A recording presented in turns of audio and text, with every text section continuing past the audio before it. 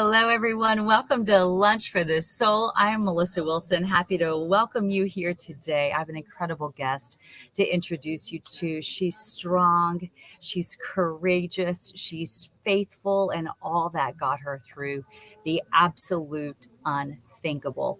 It's almost like a horror movie. Try to picture for a moment you wake up and you can't move anything except for your eyes. Just imagine how scary that would be and how you would deal with it and not know if you would ever get out of that state again. Well, that's exactly what happened to Vanessa. I'm going to introduce her right now. Vanessa Villarreal, welcome to Lunch for the Soul. Hello, thank you for having me. Well, I just think you're so brave to share your story. So thank you for being here. Thank I'm you. going to backtrack a little bit here, and I have a photo I want to bring up to everybody and show them what was going on in your life at the time. So here you are, just an absolute drop dead gorgeous college grad. You look like you're on top of the world, girl, ready to achieve all things good, right? Yes. And so this was just shortly after you got out of college and you're looking for a job. And then it's Christmas time and the unthinkable happens, and you end up here. I mean, that is one dramatic turnaround. So let's just start from the beginning. What happened during Christmas just 8 months ago? Yes. So my last Christmas, I had, it was Christmas Eve, and I woke up the night before. I was perfectly fine. I had gone out to eat with a friend, and I came home and was having fun. And Christmas Eve, I woke up and right away noticed, like, I don't know why my toes kind of feel numb, my fingertips feel numb, my mouth. I'm very confused, and I remember calling out my mom and said, "Mom, I feel weird." And, um, I'm thinking, okay, well, in a couple minutes, this is going to go away. I'm fine. Well, that sensation didn't go away. And, time started passing. And I realized not only am I feeling numb, but I'm pretty weak as well. I feel very fatigued, and I'm only just laying down. My And mom and I, and that's when you went to the emergency room the first time? yes, on Christmas Eve, after I've been a couple hours, my mom and I are confused, and we said we need to get this checked out. So we go to the emergency room, and I tell the doctor that I am seeing that I am numb and I'm very confused and I'm fatigued. And he says, okay, well, after hearing my story, he says, I think you're just having anxiety. And he gave me a Xanax, and he sent me home Christmas Eve nighttime. And I trusted him because he's a doctor. And you know what? If you say it's anxiety, I guess it will be anxiety. But it wasn't, and you kept getting worse throughout the night, and it sounds Yes. like it was even hard for you to breathe to get to your mom's room a few feet away to tell her you were really struggling.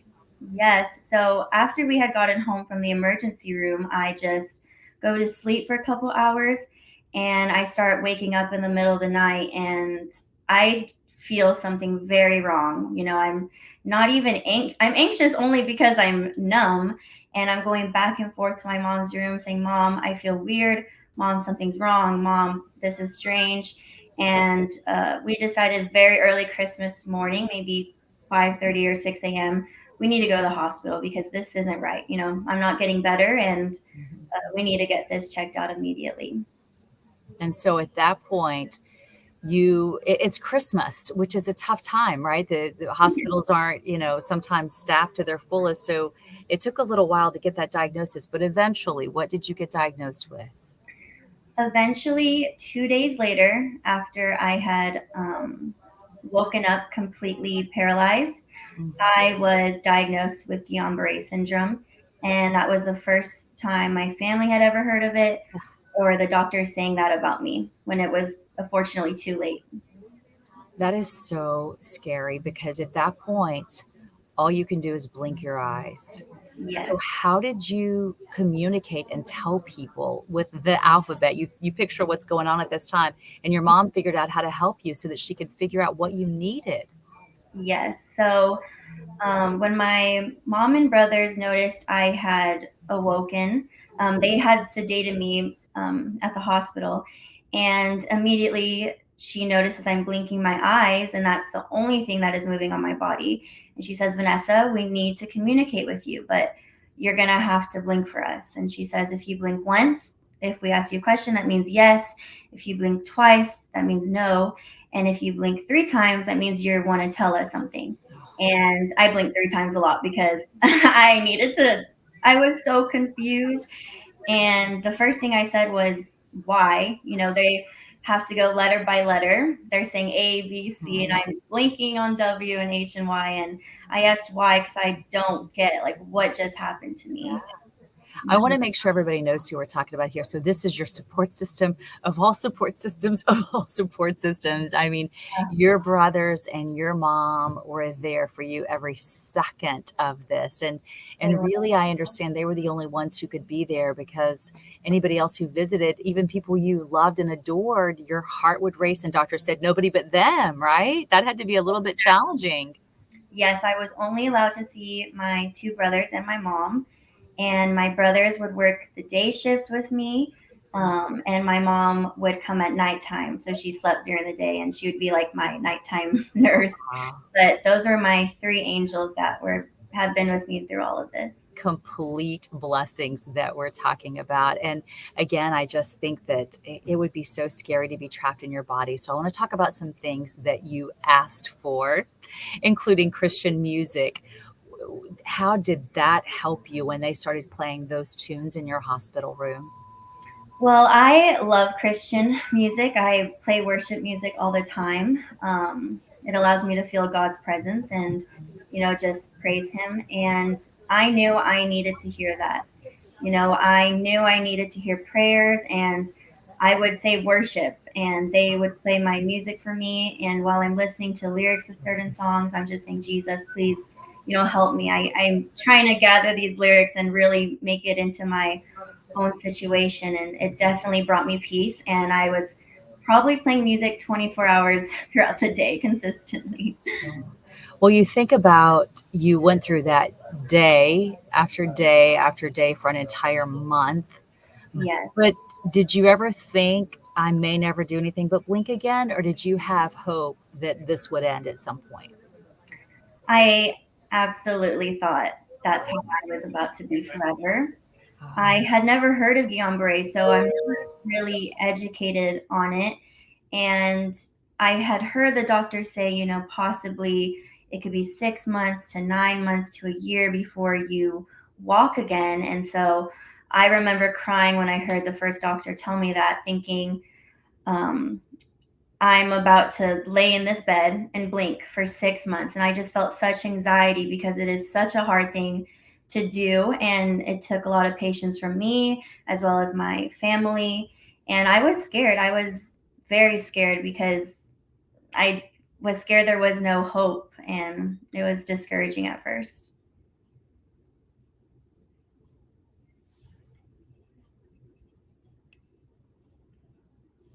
Looks like, there we go.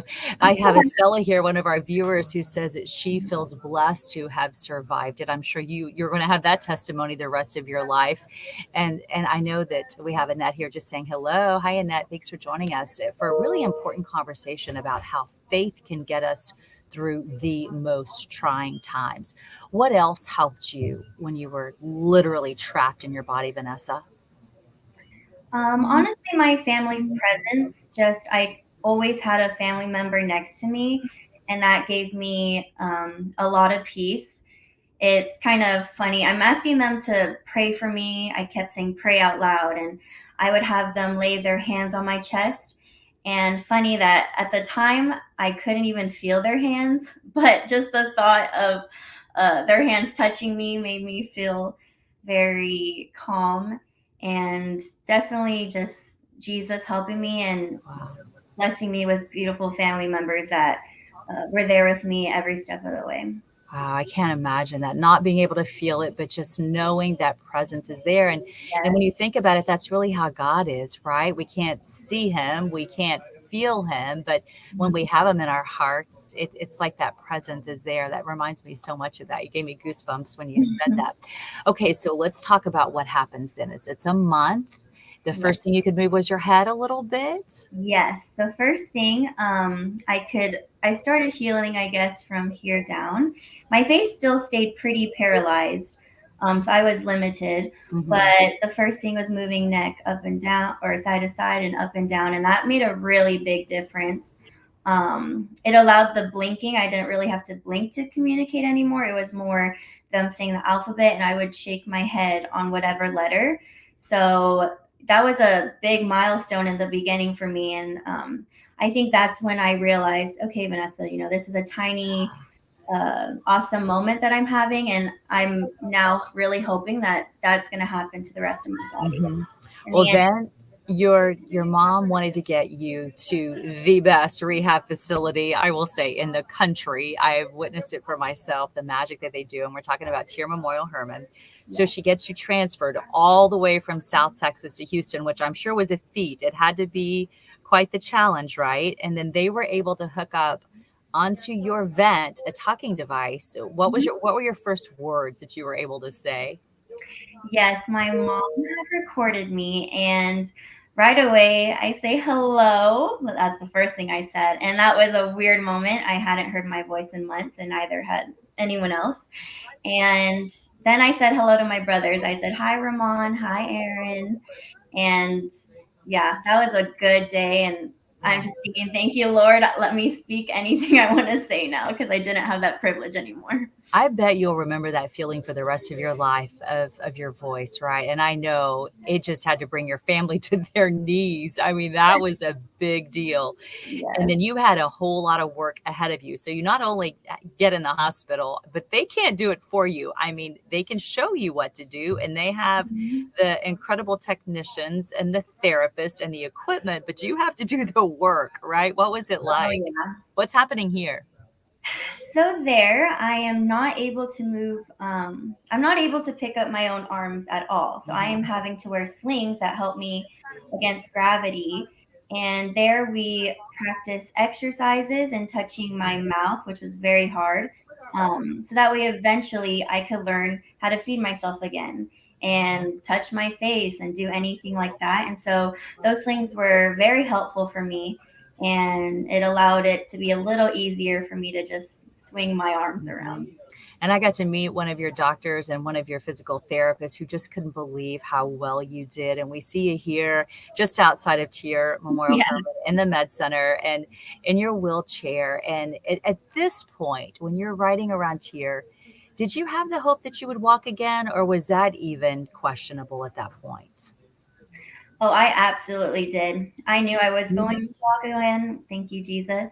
At that point, I'm seeing a lot of progress happen, Mhm. and it's giving me a lot of hope. And um, yeah, I we began starting to practice standing me up. And funny enough, I really couldn't feel the bottom half of my leg. So it was kind of weird for me to I bet. imagine myself standing.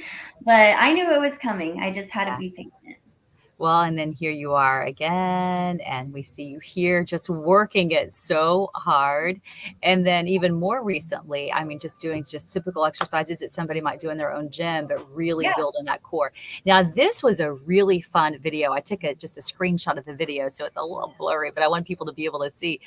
This was so cool. It looked like you just had a steering wheel, but what's happening here? You're actually working in conjunction with a video game to get stronger?